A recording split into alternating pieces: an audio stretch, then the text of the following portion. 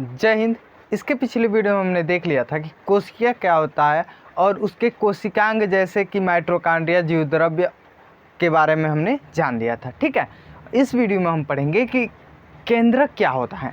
ठीक है, चलिए वीडियो को स्टार्ट करते हैं और देखते हैं केंद्रक के बारे में। ठीक है, तो देखिएगा केंद्रक क्या होता है कि आप लोग जानते होंगे कि केंद्र किसे कहते हैं। किसी भी चीज़ का केंद्र किसे कहेंगे तो उसका जो बीच का पॉइंट है उसे हम केंद्र बोलते हैं ना। जैसे कि मान लीजिए ये है मार्कर, इसका हम पूछें कि इसका केंद्र क्या है। ठीक है, इसका केंद्र क्या है तो आप क्या बताओगे कि इसका जो केंद्र है वो इसका बीच का जो सेंटर है, ये वाला जो सेंटर है वो क्या है, यही जो है केंद्र है इसका। ठीक है, तो उसी प्रकार क्या होगा कि कोशिकाओं में भी, ठीक है, ये कोशिकांग जो है, कोशिकांग है, ये केंद्रक जो है एक कोशिकांग है। ठीक, तो क्या होगा कि यदि कोई कोशिका है, मान लीजिए ऐसे, ठीक है, हमने एक कोशिका बना लिया यहाँ पे। ठीक है, तो कोशिका बना लिया तो मैंने बताया कि केंद्रक किसे कहेंगे, जो केंद्र में हो यानी कि बीच में हो। ठीक है, उसे हमको बोलते हैं केंद्र। तो यहाँ पे केंद्र क्या होगा, ये बीच वाला पॉइंट होगा कि नहीं, होगा ना। तो कोशिकाओं के सभी कोशिका जो होती हैं वो उनमें एक केंद्रक पाया जाता है। ठीक है, तो वो कहाँ पे स्थित होता है, तो वो सभी कोशिकाओं के बीच में स्थित होता है। ठीक है, आप देखिएगा मैं बता दे रहा हूँ सीधा सीधा कि केंद्रक जो होता है वो सभी कोशिकाओं के बीच में उपस्थित होता है और एक कोशिका में एक ही केंद्रक पाया जाता है। इतना आप लोग ध्यान में रखना है। ठीक है, चलिए थोड़ा सा इसके बारे में हम लोग जानते हैं इस चार्ट पेपर को, उसके बाद से हम लोग यहाँ पे आएंगे कोशिका के जो स्ट्रक्चर है और केंद्रक का जो स्ट्रक्चर है उसके बारे में हम पढ़ेंगे। ठीक है, चलिए देखिएगा, सबसे पहले मैं बता दूं कि केंद्रक का जो खोज है वो किसने किया था। तो केंद्रक का खोज किसने किया था, तो रॉबर्ट हुक ने जो है वो केंद्रक का खोज किया था। ठीक है, और कब किया, सॉरी रॉबर्ट हुक नहीं, रॉबर्ट ब्राउन ने। रॉबर्ट हुक जो है वो किसका खोज किए थे, तो सेल का खोज किए थे। ठीक है, सेल यानी कोशिका का पूरा खोज किए थे। और अगर पूछ दे कोई कि केंद्रक का खोज किसने किया तो रॉबर्ट ब्राउन ने किया था। जिस प्रकार हम कंफ्यूजन में हुए हैं आप भी हो सकते हैं। ठीक है, तो इसको आप लोग को ध्यान में रखना है। चलिए आगे देखिएगा कि इसका खोज रॉबर्ट ब्राउन ने कब किया था, तो 1831 ईस्वी में। ठीक है, अब देखते हैं कि इसका भाग कितना होता है, यानी कि दो भाग से मिलके ये बना होता है। जो ये केंद्रक होता है, ये केंद्रक वो कितने भागों से मिलके बना होता है, तो दो भागों से मिलके बना होता है। तो कौन कौन सा भैया, दो भाग से कौन कौन मिलके बना होता है, तो कौन भाग है, तो पहला है केंद्रक कला। केंद्रक कला, ठीक है, केंद्रक कला क्या होता है ये आप लोग समझिएगा। तो मैंने बताया था कि जो कोशिकांग होते हैं, ठीक है, वो एक प्रकार के झिल्लियों से मिलके बने होते हैं। इसको हमने पिछले वीडियो में बता दिया। जिन लोगों ने वो वीडियो नहीं पढ़ा है, प्लेलिस्ट से जाके आप लोग पढ़ लेंगे। प्लेलिस्ट में जो बायो वाला क्लास है उसे आप पढ़ लीजिएगा। शुरू से मैं पढ़ा रहा हूँ कोशिका के बारे में। ठीक है, तो यहाँ पे देखिएगा कि केंद्रक कला क्या होगा, कि केंद्रक कला जो होता है ना वो सभी केंद्र के ऊपर, यानी कि सभी कोशिका के जो केंद्रक होते हैं उनके ऊपर एक दोहरी झिल्ली पाई जाती है। आप लोग जानते होंगे कोई भी आपका ऑर्गन है ना, लगभग 70% ऑर्गन जो है ना वो उसके ऊपर एक सेफ्टी के लिए ज़रूर न ज़रूर कोई झिल्ली होती है। जैसे फेफड़ा कोई मान लीजिए, प्यूरल मेम्ब्रेन है वहाँ पे। ठीक है, कोशिका के ऊपर कौन सा है, कोशिका भित्ति है, कोशिका झिल्ली है। ठीक है, उसी प्रकार ठीक क्या है, केंद्रक के ऊपर भी एक पतली झिल्ली पाई जाती है जिसे हम क्या बोलते हैं, तो केंद्रक कला बोलते हैं। या यह झिल्ली कितनी मोटी होती है, तो 75 एंगस्ट्रॉन। ठीक है, 75 एंगस्ट्रॉन होता है इसका। जो पतली झिल्ली होती है वो कितनी मोटी होती है, तो 75, लगभग 75 एंगस्ट्रॉन। पूरा नहीं, अभी नहीं कि कह देंगे 75 एंगस्ट्रॉन है तो है। ठीक है, कम बेसी हो सकता है। ठीक है, चलिए अब देखिएगा, अब दूसरा पॉइंट क्या है, यानी कि एक भाग तो आप लोग देख लिए केंद्रक कला से मिलके बना होता है। जो केंद्रक होता है वो केंद्रक कला से मिलके बना होता है। लेकिन दूसरा वाला क्या है कि ये होता है गुणसूत्र। गुणसूत्र भैया क्या होता है, पहले तो आप जान लीजिए कि हर केंद्रक में जो द्रव्य भरा होता है ना, उसे केंद्रक द्रव्य बोलते हैं। इसकी चर्चा हमने पहले ही कर चुका है, ठीक है, इसको चर्चा हम पहले कर चुके हैं। लेकिन फिर भी इस केंद्रक के बारे में आया तो मैं बता दे रहा हूँ कि यहाँ इस केंद्रक में, ठीक है, एक द्रव्य भरा जाता है जिसको हम क्या बोलते हैं, तो न्यूक्लियोप्लाज्म। ये न्यूक्लियस बोलते हैं इसे केंद्रक को, और इसमें जो द्रव्य भरा होता है उसे क्या बोलते हैं, न्यूक्लियोप्लाज्म। न्यूक्लियोप्लाज्म बोलते हैं, ठीक है, न्यूक्लियोप्लाज्म। न्यूक्लियोप्लाज्म का मतलब क्या होता है कि केंद्रिका द्रव, ठीक है, केंद्रिका द्रव जो होता है इसमें भरा होता है। तो आपसे कोई भी पूछ दे कि केंद्रक में भरा जो द्रव होता है वो कौन सा होता है, तो आप बोलोगे केंद्रिका द्रव या फिर न्यूक्लियोप्लाज्म बोलोगे, ठीक है। तो अब इसी न्यूक्लियोप्लाज्म में क्या उपस्थित होता है, तो ये दूसरा वाला जो है गुणसूत्र ये उपस्थित होता है इसी न्यूक्लियोप्लाज्म में, ठीक है। इस न्यूक्लियोप्लाज्म में गुणसूत्र क्या होता है कि ये भरा होता है। अब गुणसूत्र भैया क्या है, तो गुणसूत्र आप लोग बहुत अच्छे से पढ़े होंगे, क्लास 8 में ही दिया हुआ है, ठीक है, 8 में ही दिया हुआ है गुणसूत्र के बारे में। तो आप लोग 8 की किताब पढ़ते रहिएगा, एनसीईआरटी जो है आप लोग पढ़ते रहिएगा। आपकी किसी भी अगर चीज़ का कंपटीशन का एग्ज़ाम दे रहे हैं ना, तो वो 8 से लेकर ही लगभग 6 से ही पूछता है। इतिहास भूगोल, आप इतिहास भूगोल के सेक्टर में जाएंगे ना तो वो 6 से ही पूछेगा। अगर बायोलॉजी के सेक्टर में जा रहा है तो 8 से आप लोग एनसीईआरटी पढ़ना शुरू कर दीजिए, आपका एक क्वेश्चन नहीं छूटने वाला है, ठीक है। तो उसी प्रकार 8 में दिया हुआ है गुणसूत्र के बारे में थोड़ा सा, तो मैं भी बता दे रहा हूँ। गुणसूत्र क्या होता है कि मैंने पिछले वीडियो में पूछा हुआ था, लेकिन आप लोगों ने एक भी लोगों ने कमेंट नहीं किया कि मुझे भैया ये 23 गो होता है। तो 23 गो होता है मेल और फीमेल में, आप लोग जानते ही होंगे 23 जोड़ी गुणसूत्र जो होता है वो मेल और फीमेल में होता है।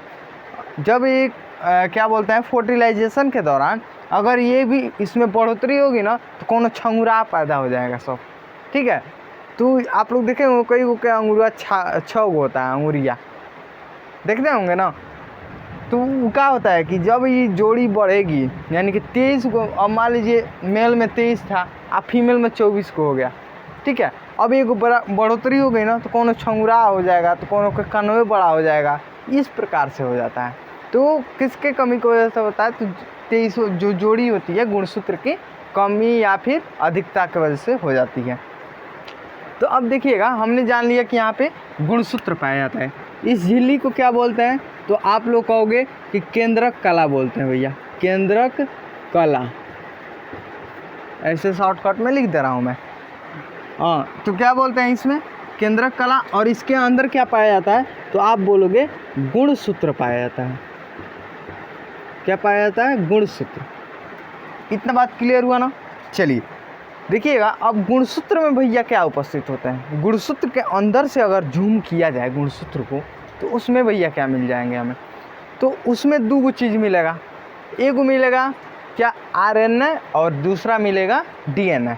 तो आरएनए क्या होगा, यानी कि आरएनए जो फुल फॉर्म होता है उसका, तो राइबोस न्यूक्लिक एसिड, और क्या होता है डीएनए का फुल फॉर्म होता है डीऑक्सी राइबोस न्यूक्लिक एसिड। इतना बात क्लियर हुआ ना। चलिए इसके बारे में भी मैं एक एक करके डीपली बताऊंगा, ये भी बहुत बढ़िया चैप्टर है।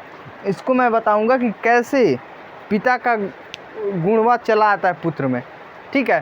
पिता जब मान लीजिए अगर बिखिया है ना, तो कब कब देखते होंगे कि लड़को एकदम सुरिया हो जाता है, एकदम बिखिया देखते होंगे ना, तो वो कैसे हो जाता है इसके बारे में भी हम चर्चा करेंगे। तब तक के लिए इसको आप अलग साइड छाटिएगा। बस इतना जानिए कि इसमें आरएनए और डीएनए पाया जाता है गुणसूत्र के इस केंद्रक वाले गुणसूत्र में, ठीक है। और डीएनए को अगर जूम किया जाए, डीएनए को अगर जूम किया जा रहा है तो उसमें भैया क्या मिल जाएंगे, तो उसमें मिलेगा आपको जीन। जीन बोलते हैं, अगर आपका जीन निकाल के दूसरे का कुत्ता का जीन लगा देंगे ना तो आप कुत्ता जैसा व्यवहार करने लगेंगे, ठीक है। तो आपका जीन अगर बदला जाए ना तो आपको पूरा सिस्टम चेंज हो जाएगा शरीर के। तो जीन के वजह से ही क्या होता है कि शरीर का चेहरा जो है ना पिता उता से मिलने लगता है। देखते हुए कई लड़का पापा का चेहरा ना चाहे मम्मी के चेहरा एकदम सेम टू सेम लगता है कि दोनों भाई हैं सब, ठीक है। तो वो किसके कारण होता है? जीन के कारण, डीएनए और आरएनए के कारण होता है, ठीक है। इसके बारे में हम डीपली जानेंगे। अब आते हैं इसके कार्य पे, जो कि सबसे महत्वपूर्ण है केंद्रक का। केंद्रक का सबसे महत्वपूर्ण जो है वो इसके कार्य पे निर्भर करता है। कभी भी क्वेश्चन पूछेगा तो इसके कार्य से ही पूछता है, ठीक है। तो आइए यहाँ पे कार्य के बारे में हम लोग जानते हैं। तब तक के लिए मैं यहाँ पे इसको क्लियर कर दूँ। तो पहला कार्य भैया देखिए क्या होगा। अब हम बनाते हैं, ये तो हमने बनाया था पूरा कोशिका में केंद्रक, आप लोग जान गए कि केंद्रक कहाँ स्थित होता है। अब मैं बना रहा हूँ सिर्फ और सिर्फ किसको? केंद्रक को। ऐसे मान लीजिए यहाँ पे ऐसे ऐसे है, रुखरा आता नहीं, मान लीजिए अब इतना गोल थोड़ी है, ठीक है। ये होगा आपका केंद्रक, मान लीजिए क्या है ये? केंद्रक है, इसको लिख सकते हैं आप केंद्रक। इसके बाहरी झिल्ली को हम क्या बोलते हैं? केंद्रक कला। और अंदर जो द्रव्य भरा होता है उसे हम बोलते हैं केंद्रिका द्रव्य या न्यूक्लियोप्लाज्म। और क्या होता है कि इसमें गुणसूत्र उपस्थित होता है, और गुणसूत्र में आरएनए और डीएनए उपस्थित होता है, और डीएनए में क्या उपस्थित होता है? तो जीन उपस्थित होता है, ये हमने लिख दिया यहाँ पे। अब आते हैं इसको कार्य के बारे में जानते हैं। तो हमने क्या बताया था आपको कि जो कोशिका होते हैं, यहाँ पे मान लीजिए एक कोशिका है, ठीक है।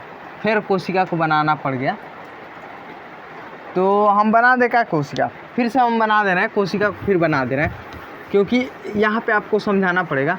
पहले आपको केंद्रक का विभाजन बता दे रहे हैं।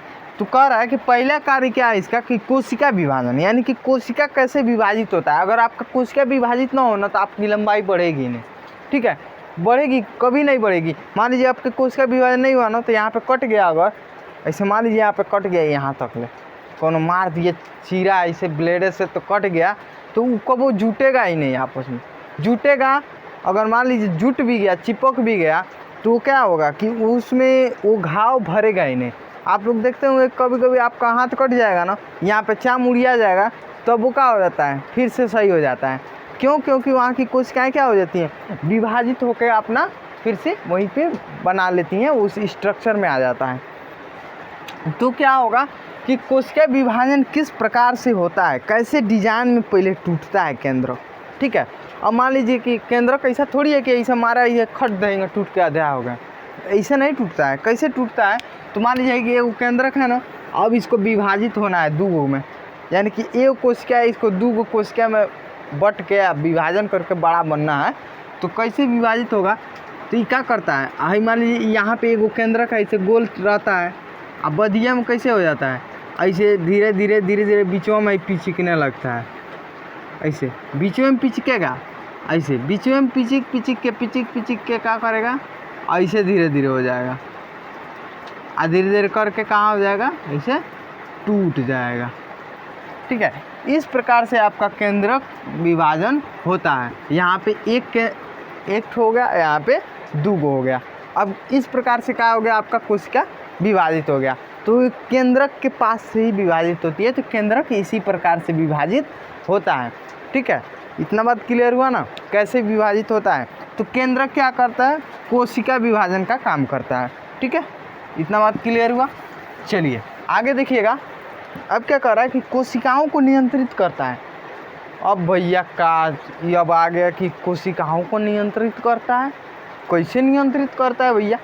तो आप लोग देखिएगा, ये मान लीजिए कोशिका है, ठीक है, यहाँ पे दिख रहा है, पता नहीं दिख रहा होगा कि नहीं, हम यहाँ पे बना देना है। ये मान लीजिए कोशिका है, ठीक है, ये हमने गूंज गांच का बना दिया कोशिका, ठीक है। ये कोशिका हो गई। अब इसमें यहाँ पे पाया जाता है केंद्रक, यहाँ पे पाया जाता है माइटोकॉन्ड्रिया, मतलब इस प्रकार से मान लीजिए यहाँ पे माइटोकॉन्ड्रिया हो गया, लाइसोसोम हो गया, एंडोप्लाज्मिक रेटिकुलम हो गया, ठीक है। उसके बाद से क्या आ सकता है? लाइसोसोम, यहाँ पे अब गाल्जी बॉडी हो गया यहाँ पे, ठीक है। उसके बाद से प्लास्टिड हो गया, ये सारी चीज़ें आ गई यहाँ पे। तो ये केंद्रक जो होता है ना, वो क्या करता है? जैविक क्रियाओं का नियंत्रण, यानी कि किसके जैविक क्रियाओं का? तो ये कोशिकांग जो होते हैं, इन कोशिकांगों के जैविक क्रियाओं का, यानी कि मान लीजिए माइटोकॉन्ड्रिया है, अभी भोजन में का ऊर्जा बना ही नहीं रहा है। अब क्या होगा, हम मान लीजिए कभी कभी देखते होंगे कि आप खूब दौड़ते हैं, ऐसे धमा दौड़ते हैं, खूब तेज़ स्पीड से आते हैं और लगते हैं हाफर हाफने ज़्यादा सांस लेने लगते हैं, तो आपको सांसें तेज़ हो जाती हैं। क्यों तेज़ हो जाती हैं? क्योंकि क्या होता है कि शरीर को ज़्यादा एनर्जी की ज़रूरत होती है, ठीक है, ज़्यादा एनर्जी की ज़रूरत होती है। और क्या करता है, माइटोकॉन्ड्रिया जो है वो शोषण अधिक करने लगता है। शोषण करेगा तभी ना आपको वो ऊर्जा देगा। तो वही चीज़ अगर आप मान लीजिए रुक गया, ठीक है, क्या हुआ, मान लीजिए कहीं ढेर बनाने लगा, ऊर्जा कहीं ढेर बना दिया और कब को मान लीजिए कम बना दिया, तो इसी क्या करेगा, केंद्र को कहेगा रे रे रे कहाँ से रे, कहाँ इतना ढेर बना रहा है तू, जब ज़रूरत है इतनी मनी का तो ढेर कहाँ बना रहा है। तो ये क्या करेगा, नियंत्रित करेगा, रे रुक रुक रुक। मान लीजिए कब नहीं कर रहा है, कहेगा माइटोकॉन्ड्रिया चाचा बनाइए, आपको ऊर्जा बनाना है, ठीक है। तो ये क्या करेगा, केंद्रकवा इसको नियंत्रित किए रहेगा, अपने कब्जा में किया रहेगा कि ये हिलेगा नहीं है तन को तुमका, ठीक है। लाइसोसोम है, मान लीजिए अब ये जाके कोशिका एगो बगली में मर गई, बगली में कोशिका मर गई, चाहे हेमनिए कोनो सर कोशिका में कोनो सर उड़ गया, ठीक है। तो अब कोशिका में सर गया तो भैया पूरा वो शरीर को ख़राब कर देगा। उससे पहले क्या करो, कोशिका को ही नष्ट कर दो। तब कहेगा केंद्रक है लाइसोसोम चाचा उठी, चल कर उठेगा, आपके पास से कहेगा कि एंजाइम निकालिए, तो निकाल देगा एंजाइम, क्या कर देगा, नष्ट कर देगा पूरा कोशिका को। तो कौन आर्डर देगा, तो है केंद्रकवा देगा आर्डर, ठीक है। इसको क्या किया रहेगा, इसको नियंत्रित किए रहेगा। मान लीजिए क्या होगा कि कभी कभी लाइसोसोम मान लीजिए कहीं उसका सनक गया दिमाग, ठीक है, आज दिमाग सनका तो क्या करेगा, अपने मन में छोड़ने लगेगा। तो अगर छोड़ देगा अपने मन में तो वो जाकर कोशिका को तो नष्ट कर ही देगा। लाइसोसोम बहुत खतरनाक होता है, उसमें से एंजाइम इतना आर निकलेगा कोशिका को जरा देगा, तो इतना खतरनाक होता है इसका एंजाइम।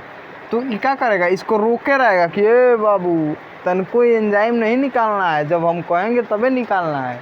तो इन सबको नियंत्रित किया रहता है। इसीलिए जो केंद्रक है ना, इसको हम नियंत्रित कक्ष भी बोलते हैं, नियंत्रण कक्ष भी बोलते हैं इसको। तो कोशिका का नियंत्रण कक्ष किसे बोलते हैं, तो केंद्रक को बोलते हैं। ये आप लोग जान गए ना। अब मान लीजिए गालजी का है ना, गालजी का किसका काम करता है, तो ट्रैफिक ऑफ पुलिस, यानी कि इसको हम ट्रैफिक ऑफ पुलिस इसलिए कहते हैं क्योंकि ये ऊर्जा को इधर से उधर पहुंचाने में काम करता है, ठीक है। कैसे ऊर्जा को पहुंचाएगा, मान लीजिए जीव ऐसे बोल रहा है, दर दर बोल रहा है, तो क्या होगा, आप लोग देखते हो दिन भर बतियाते हैं, तो वो क्या होता है, आपका ऊर्जा ख़त्म नहीं होता।